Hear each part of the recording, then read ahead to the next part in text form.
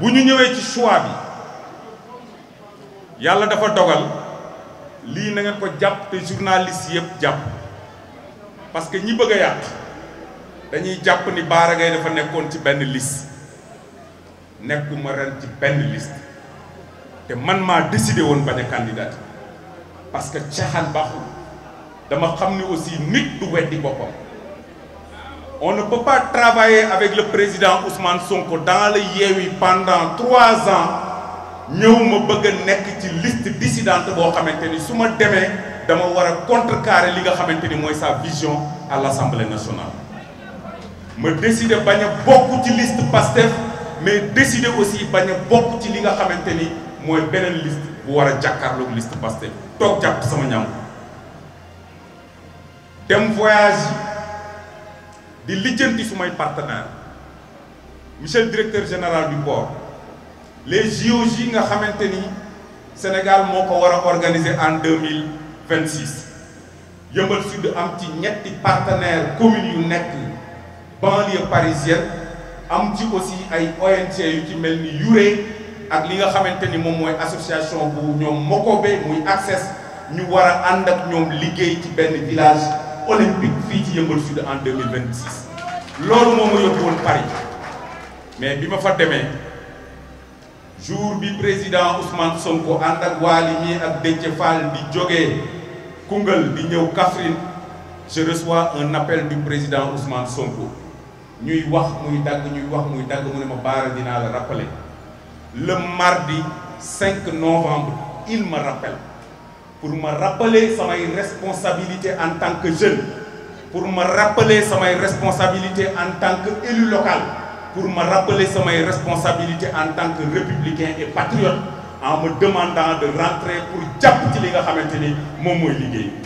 li ma ko waxoon ni ko grand ñu waxante la ñu waxante ba pare parce que waxtaan ak moom du ren la commencé 2022 ba léegi ñu ngi waxtaan man ak moom ma nekk jeune frère am mu nekk suma grand frère te loolu mosuñu ko nëbb kenn ma ni ko may ma dinaa ñibbisi mu ne ma ñibbisil te nga bàyyi les cuisses de grenouille ya ngay lekk en France et tout ça ñibbisil parce que réew mi daf la soxla quand je suis rentré ca suba ga ma woo samay responsable ñi ngi nii toog ñoom ñëpp mu mel ni sotti ci ak def si la parce que feneen fu ma leen wooteeloon lu dul lii dañuy jàpp ni dañu weddi seen bopp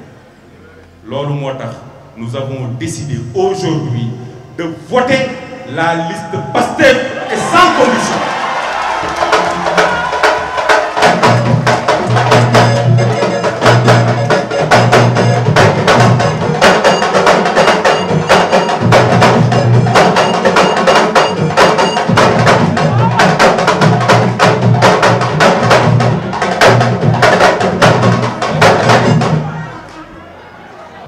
Ñu ñëw ci configuration jeu politique bi ci Sénégal yàlla dafa dogal élection yi wane lu am solo ñeenti coalition yu mag lañ fi dégg muy takku wàllu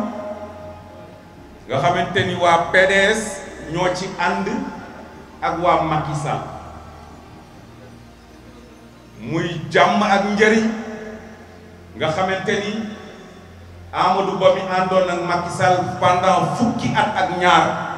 moo ko dirigé muy sàmm sa kàddu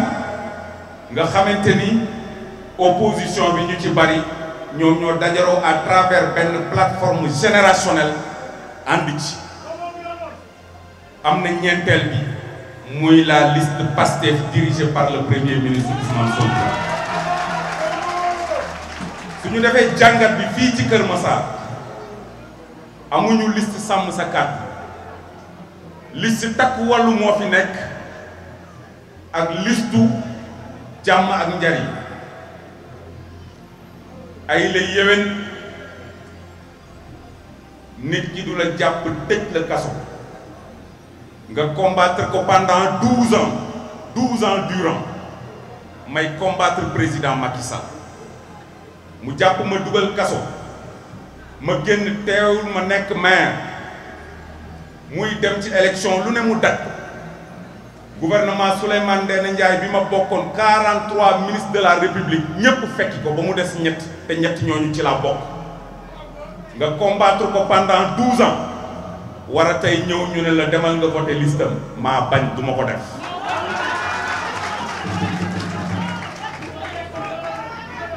te dama jàpp ni Sonko nekkee Diomaye di Sonko noonu la Macky nekkee Amadou di Macky. ak moom 12 ans durant ngeen ànd daanoondoo ba pare kii def liste A kii def liste B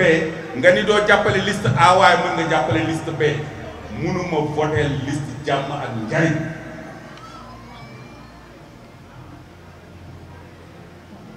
te yàlla dafa dogal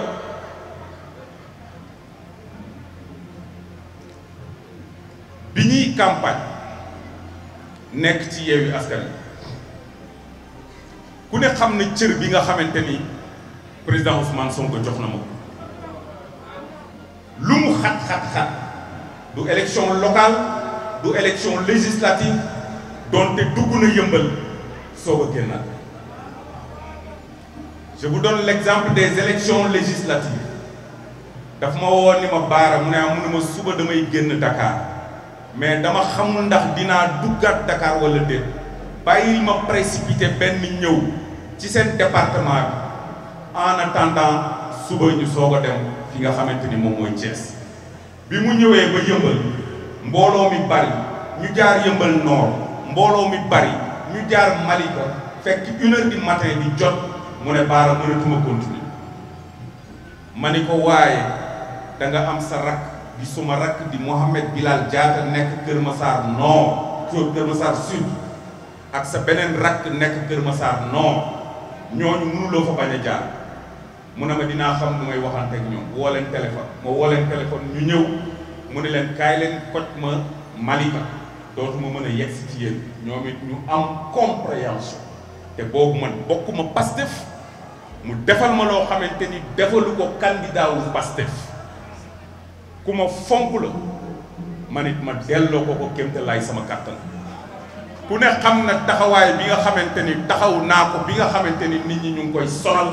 di ko teg loo xamante ni àttuna benn exemple rek laa leen ciy jox du ñaar assemblée nationale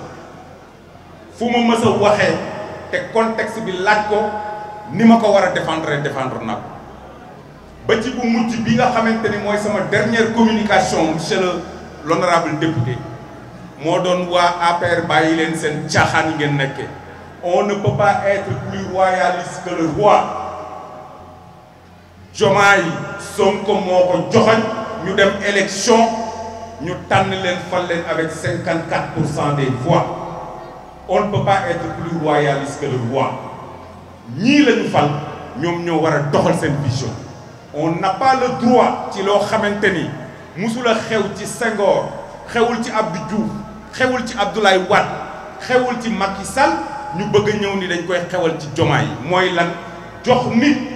li nga xamante ni mooy présidence de la République ba pare muy le pouvoir exécutif ni da nga koy xañ levier yi tax mu mën a doxal Sénégal loolu c'est pas normal du dëgg du yoon te loolu laa waxoon waa APR.